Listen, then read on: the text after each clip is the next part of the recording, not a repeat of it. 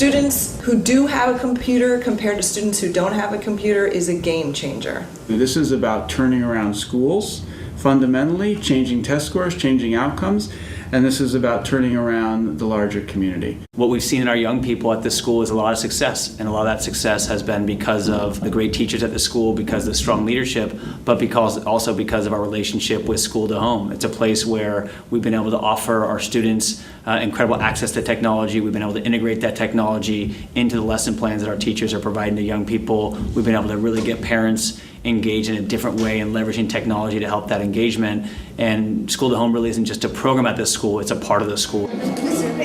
Okay, let's pause though. Where did they go? My name is Javier Peña. I'm a 7th grade world history teacher at San Fernando Institute for Applied Media. From Inca, Peru. Right here says 8. Oh, right here. Oh. My classroom today was studying the age of exploration.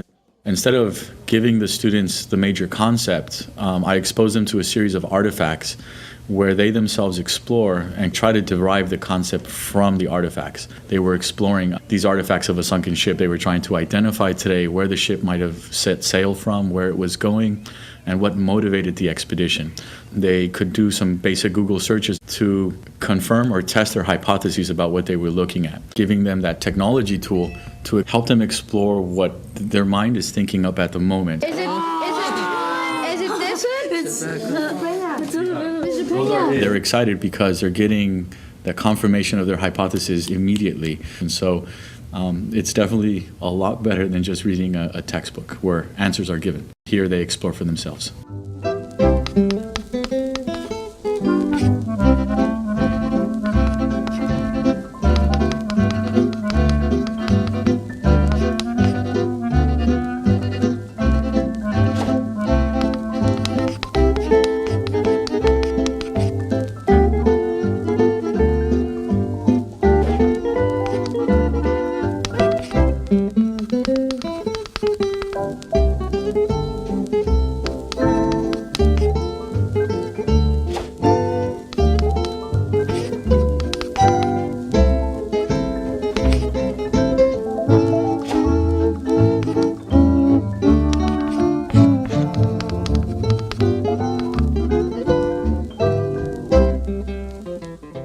I like to read a lot, so I downloaded this reading site where different teenagers, they write stories, and it's really interesting. If there's a word that I don't understand, I usually just go on Google and I look for it. And I've always wanted to learn how to speak Japanese, so sometimes I just go on Google Translate and learn how to say different words in different languages. We are moving forward, and technology is definitely a must. So, I mean, it's not an option anymore, it's a must. If you're a middle school student and you don't have classrooms where you have strong software that's combined with quality teaching, then you're not learning as fast as your peers. And if that's not happening, you're not going to be prepared for high school and you're not going to be as prepared as you need to be for college.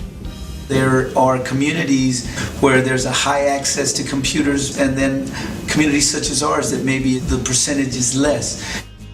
In the last few years, it's really been embraced by our community, but at the same time, it's also been embraced by our teachers who have to utilize the devices in their classroom. These students come from families and backgrounds that don't have the ability to provide the devices. And here's these students, and they're able to compete now because we provide them here at our school. And I think that gives them confidence, and it empowers them, and it makes them feel that they have the tools just like everybody else. So it kind of levels out the playing field, and it closes the achievement gap. They call it the digital divide of haves and have-nots. That has been an extraordinary effect of having a partnership with School to Home for us. Start thinking more about scholarships, start thinking more about going to college.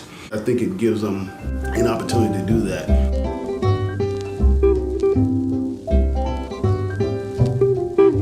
This year we have no suspensions. Office referrals, they're down, depending on the month, between 50 and 90% from last year. Yeah, he actually does something very unusual with his computer. He has dyslexia. And so because he has the computer in the classroom, he's able to access curriculum in a way that he never was before. For instance, all of his books, because we have digital copies now, he can have them all read out loud at any point. And so his tests are all read out loud to him, which is not only, it's not a stigma anymore because he doesn't have to carry around a separate device that other people don't have. He's got the same device as any other kid in his classroom. So it's made life much, much easier. And he's, 3 A+, 2 A's, and a B with a reading disability in all the regular A classes is pretty impressive. I don't think he would have done this otherwise. I try to tell them there's a big, vast world outside of Oakland, outside of this area. Even through this little box, they can take you outside of Oakland to Egypt, to take you to Mesopotamia, to take you to Alaska. Just remember, inside this computer, there is a big, vast world that you can actually log onto and see. All of the studies show that the biggest component to student growth and student success is parent involvement. The fact that that's a huge part of school to home is amazing. And then seeing the parents here with their child and learning together it's almost like, why haven't we done this before? This is like the perfect equation.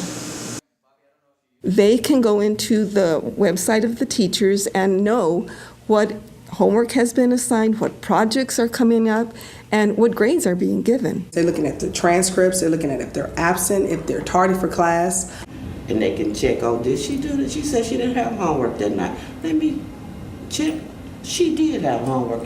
She didn't turn it in, then they'll know. The devices served as a great opportunity to overcome the language issues. Their concern was, well, I don't know how to speak English. I said, great, just type it up, go through Google Docs to do a translation. That was something we incorporated into the workshops. Actualmente todo es computadoras, todo es internet, todo es a base de datos, entonces tienen que estar súper dotadas para hacer las cosas. Entonces, qué mejor que les enseñen. Entonces, porque yo sé que muchas escuelas no tienen ese sistema. Varias amigas me dicen, desde mi hijo no tiene eso. Entonces, sí le ha ayudado bastante y le va a seguir ayudando y va a ser de provecho para su universidad también.